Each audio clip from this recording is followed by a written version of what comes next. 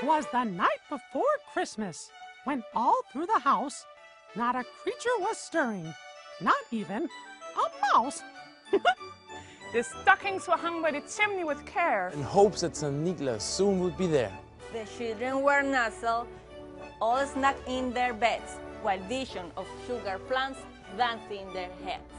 And Mama in her kerchief and I in my cap had just settled our brains for a long winter's nap.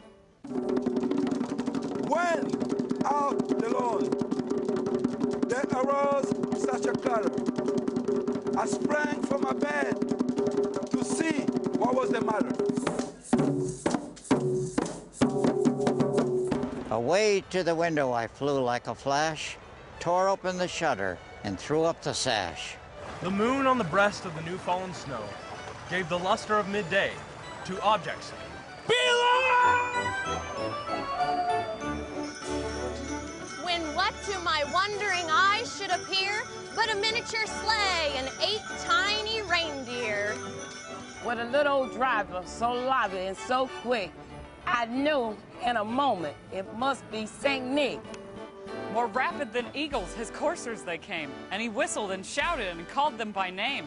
Now Dasher, now Dancer, now Prancer and Vixen, on Comet, on Cupid, on Donner and Blitzen. To the top of the porch, to the top of the wall. Now dash away, dash away, dash away all. As dry leaves that before the wild hurricane fly.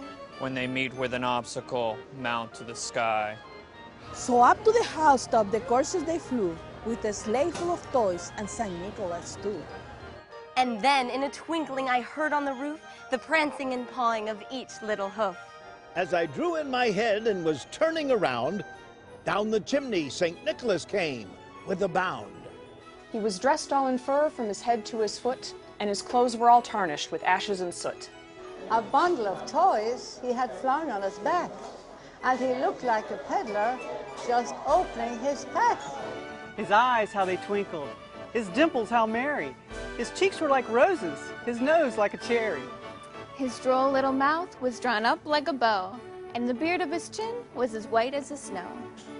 The stump of a pipe he held tight in his teeth, and the smoke it encircled his head like a wreath. He had a broad face and a little round belly that shook when he laughed like a bowl full of jelly. He was chubby and plump, a right jolly old elf, and I laughed when I saw him in spite of myself. A wink of his eye and the twist of his head soon gave me to know I had nothing to dread. He spoke not a word, but went straight to his work. And filled all the stockings, then turned with a jerk. And laying a finger aside of his nose, and giving a nod up the chimney, he rose. He sprung to his sleigh, to his team gave a whistle, and away they all flew like the down of a thistle. But I heard him exclaim ere he drove out of sight, "Happy Christmas to all, and to all a good night."